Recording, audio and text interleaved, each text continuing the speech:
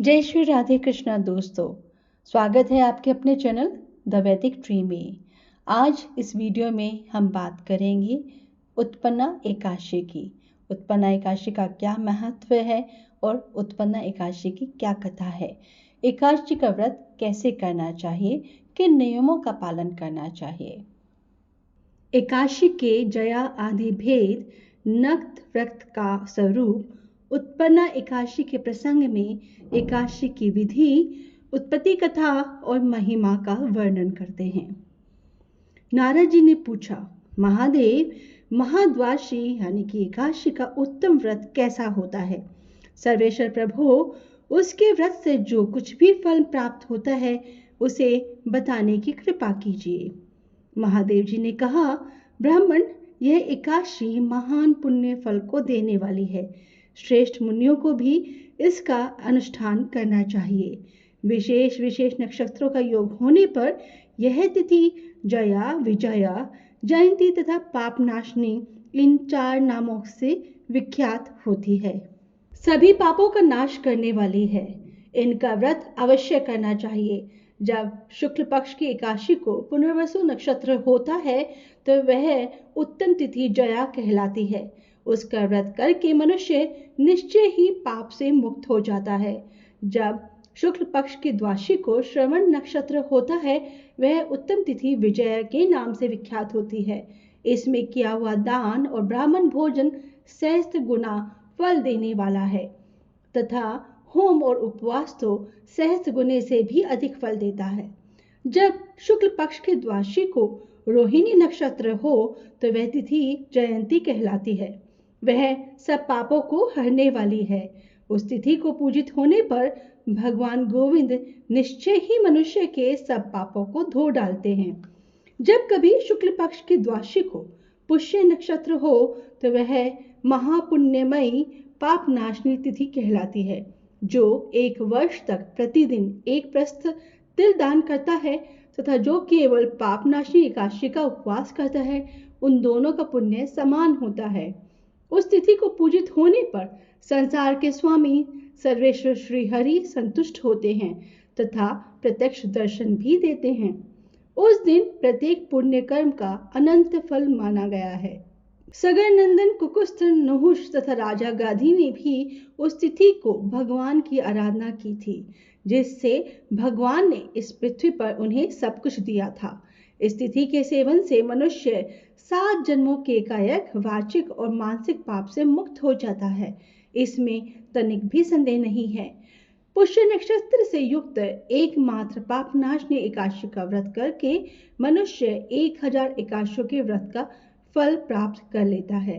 इस दिन स्नान, दान, जप, होम, स्वाध्याय और देव पूजा आदि जो कुछ भी किया जाता है उसका अक्षय फल माना गया है। इसलिए प्रयत्न पूर्वक इसका व्रत करना चाहिए।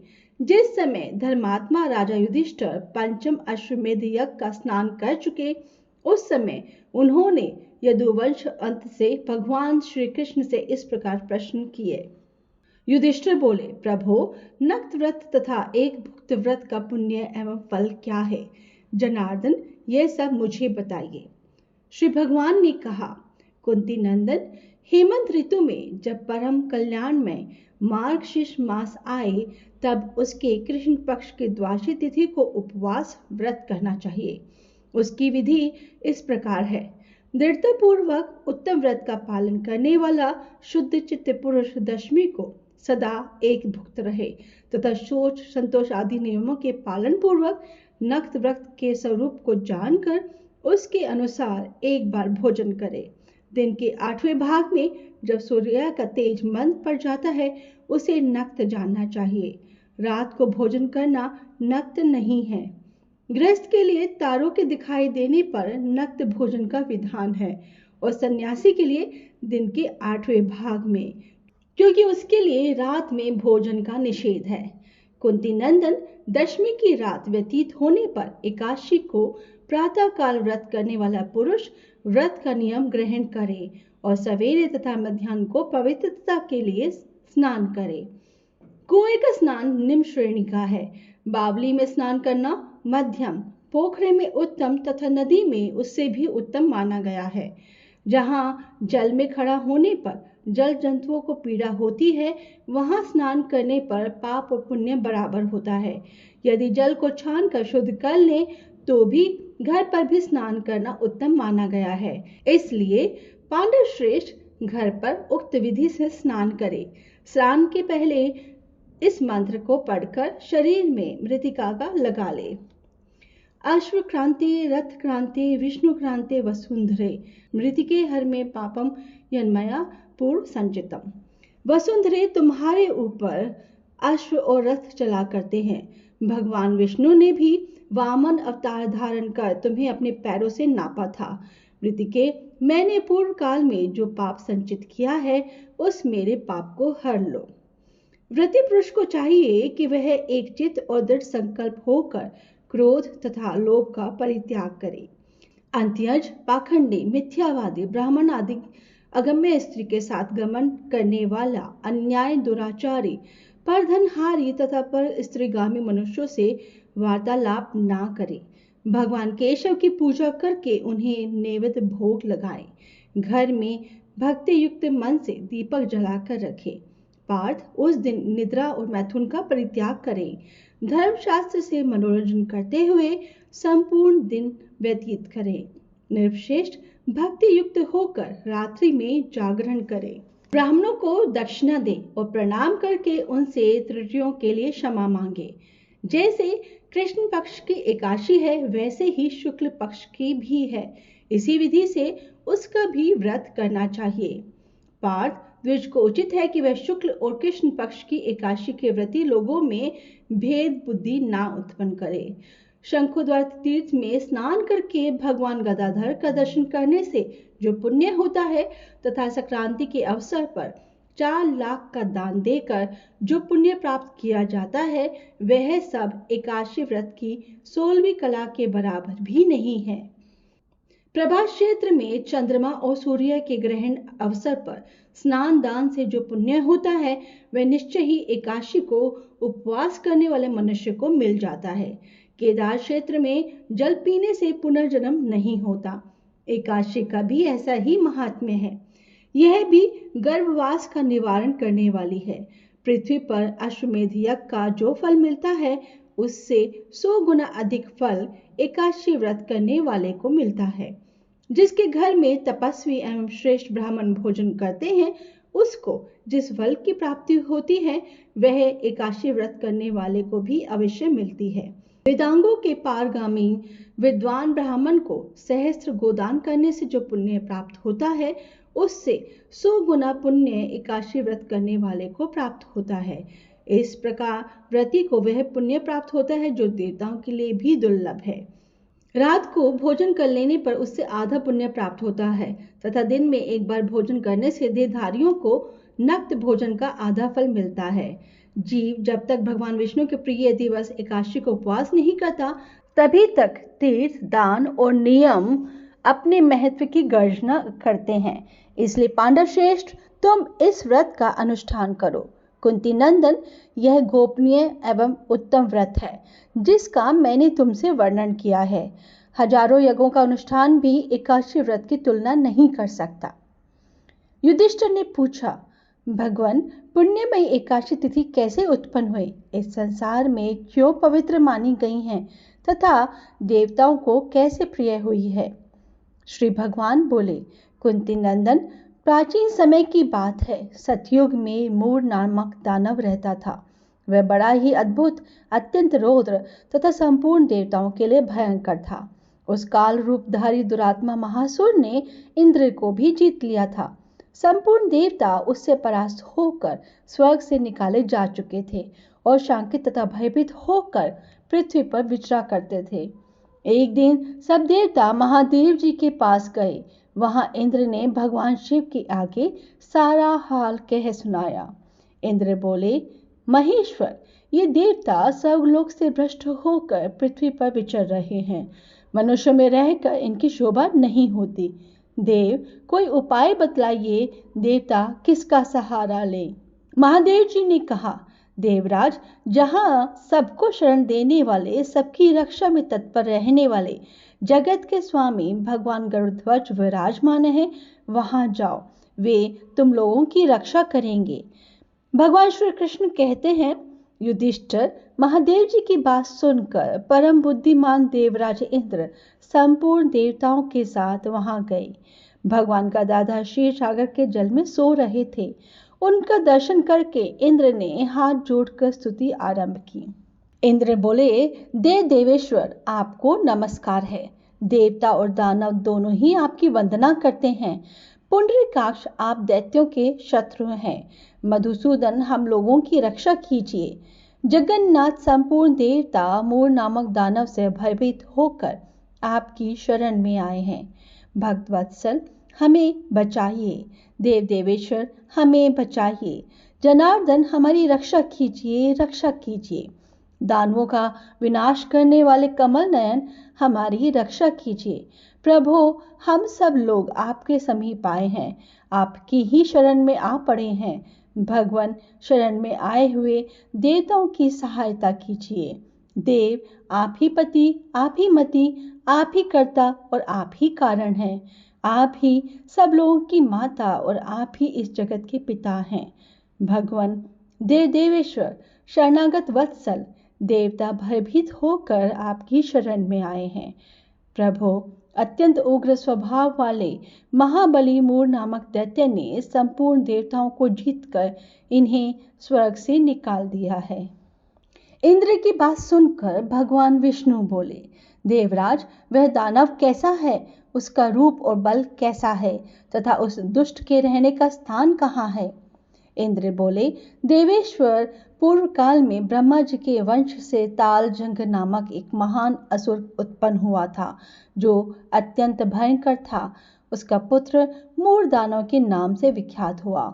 वह भी अत्यंत उत्कट, महापराक्रमी और देवताओं के लिए भयंकर है।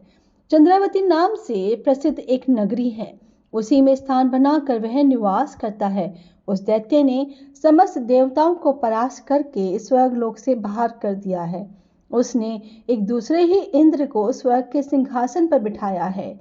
अग्नि, चंद्रमा, सूर्य, वायु तथा वरुण भी उसने दूसरे ही बनाए हैं। जनार्दन, मैं सच्ची बात बता रहा हूँ, उसने सब कोई दूसरे ही कर लिए हैं। देवताओं को तो उसने प्रत्येक स्थान से वंचित कर दिया है। इंद्र का कथन सुनकर भगवान जनार्दन को बड़ा क्रोध हुआ। वे देवताओं के साथ लेकर चंद्रावतीपुरी में गए। देवताओं ने देखा दैत्यराज बारंबार गर्जना कर रहा है। उससे परास्त होकर संपूर्ण देवता दसों दिशाओं में भाग गए।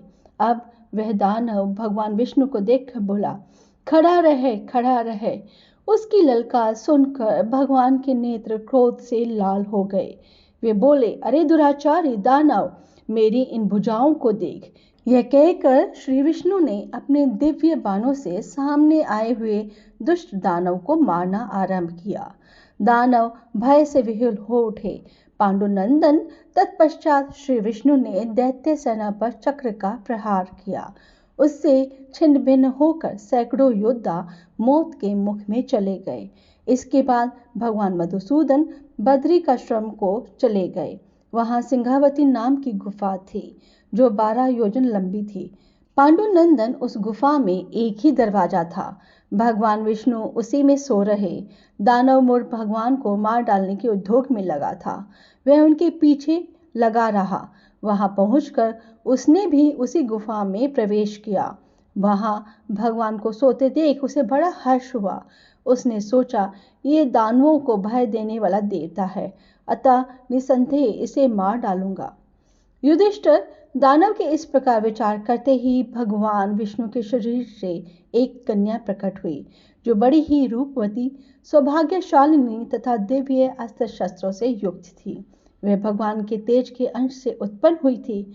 उसका बल और पराक्रम महान था।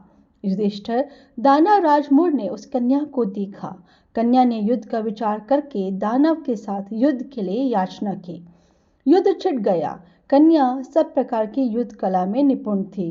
वह मूर नामक महान असुर उसके हुंकार मात्र से राख का ढेर हो गया। दानव के मारे जाने पर भगवान जाग उठे। उन्होंने दानव को धरती पर पड़ा देख पूछा, मेरा यह शत्रु अत्यंत उग्र और भयंकर था, किसने इसका वध किया है? कन्या बोली, स्वामिन, आपके ही प्रसाद से मैंने इस महादैत्य का वध किया है। श्री भगवान ने कहा, कल्याणी, तुम्हारे इस कर्म से तीनों लोकों के मुनि और देवता आनंदित हुए हैं, अतः तुम्हारे मन में जैसी रुचि हो उसके अनुसार मुझसे कोई वर मांगो। देव दुर्लभ होने पर भी वह वर मैं तुम्हें दूंगा, इसमें तनिक भी संदेह नहीं है। वह कन्या साक्षात एकादशी ही थी।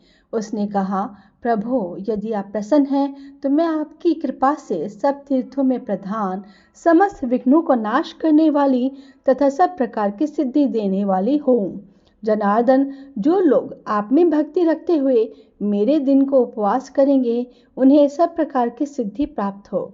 माधव, जो लोग उपवास, नक्त अथवा एक भुक्त होकर मेरे व्रत का पालन करें उन्हें आप धन, धर्म और मोक्ष प्रदान कीजिए। श्री विष्णु बोले, कल्याणी, तुम जो कुछ कहती हो वह सब पूर्ण होगा। भगवान श्री कृष्ण कहते हैं, युधिष्ठिर, ऐसा वर पाकर महाव्रता एकादशी बहुत प्रसन्न हुई। दोनों पक्षों की एकादशी समान रूप से कल्याण करने वाली है। इसमें शुक्ल और कृष्ण का भेद नहीं करना चाहिए। यदि उदय काल में थोड़ी सी एकादशी, मध्यम में पूरी द्वादशी और अंत में किंचित त्रयोदशी हो, वह त्रिस्पर्शा एकादशी कहलाती है। वह भगवान को बहुत ही प्रिय है। यदि एक त्रिस्पर्शा एकादशी को उपवास कर लिया जाए तो एक सहस्त्र एकादशी व्रतों का फल प्राप्त होता है तथा इसी प्रकार द्वादशी में पारण करने पर सहस्त्र गुना फल माना गया है। अष्टमी एकादशी, षष्ठी, तृतीय और चतुर्दशी ये यदि पूर्व तिथि में विद्ध हों उनमें व्रत नहीं करना चाहिए। परिवर्तनी तिथि से युक्त होने पर ही इनमें उपवास का विधान है। पहले दिन में और रात में भी एकादशी हो तथा दूसरे दिन केवल प्रातःकाल एक दंड एकादशी रहे तो पहली तिथि का परित्याग करके दूसरे दिन द्वादशी युक्त एकादशी को ही उपवास करना चाहिए। यह विधि मैंने दोनों पक्षों की एकादशी के लिए बताई है।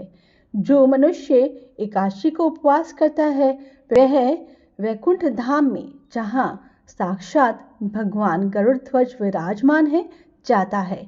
जो मानव हर समय एकादशी के महात्म्य का पाठ करता है उसे सहस्त्र गोदानों के पुण्य का फल प्राप्त होता है। जो दिन या रात में भक्ति पूर्वक इस महात्म्य का श्रवण करते हैं वे निसंदेह ब्रह्म हत्या आदि पापों से मुक्त हो जाते हैं। एकादशी के समान पाप नाशक व्रत दूसरा कोई नहीं है। एकादशी व्रत उपवास करने का बहुत महत्व होता है। साथ ही सभी धर्मों के नियम भी अलग अलग होते हैं। खासकर हिंदू धर्म के अनुसार एकादशी व्रत करने की इच्छा रखने वाले मनुष्य को दशमी के दिन से ही कुछ अनिवार्य नियमों का पालन करना चाहिए। ये हैं एकादशी व्रत उपवास के नियम। दशमी के दिन मांस, लहसुन, प्याज, मसूर की दाल आदि निषिद्ध वस्तुओं का सेवन नहीं करना चाहिए। रात्रि को पूर्ण ब्रह्मचर्य का पालन करना चाहिए तथा भोग विलास से दूर रहना चाहिए। एकादशी के दिन प्रातः लकड़ी की दातुन न करें। नींबू, जामुन या आम के पत्ते लेकर चबा लें और उंगली से कंठ साफ कर लें। वृक्ष से पत्ता तोड़ना भी वर्जित है, अतः स्वयं गिरा हुआ पत्ता लेकर सेवन करें। यदि यह संभव न हो तो पानी से 12 बार कुल्ले कर लें, फिर स्नान आदि कर मंदिर में जाकर गीता पाठ करें या पुरोहित जी से गीता पाठ का श्रवण करें। फिर प्रभु के सामने इस प्रकार प्रण करना चाहिए कि आज मैं चोर, पाखंडी, दुराचारी मनुष्यों से बात नहीं करूँगा और ना ही किसी का दिल दुखाऊंगा। रात्रि को जागरण कर कीर्तन करूँगा। तत्पश्चात ओम नमो भगवते वासुदेवाय इस द्वादश मंत्र का जाप करें। राम, कृष्ण, नारायण आदि विष्णुओं के सहस्त्र नाम को कंठ का भूषण बनाएं। भगवान विष्णु का स्मरण कर प्रार्थना करें और कहें कि हे त्रिलोकीनाथ, मेरी लाज आपके हाथ है, अतः मुझे इस प्रण को पूरा करने की शक्ति प्रदान करना। यदि भूलवश किसी निंदक से बात कर भी ली तो भगवान सूर्य नारायण के दर्शन कर धूप दीप से श्री हरि की पूजा कर क्षमा मांग लेनी चाहिए। एकादशी के दिन घर में झाड़ू नहीं लगाना चाहिए क्योंकि चींटी आदि सूक्ष्म जीवों की मृत्यु का भय रहता है।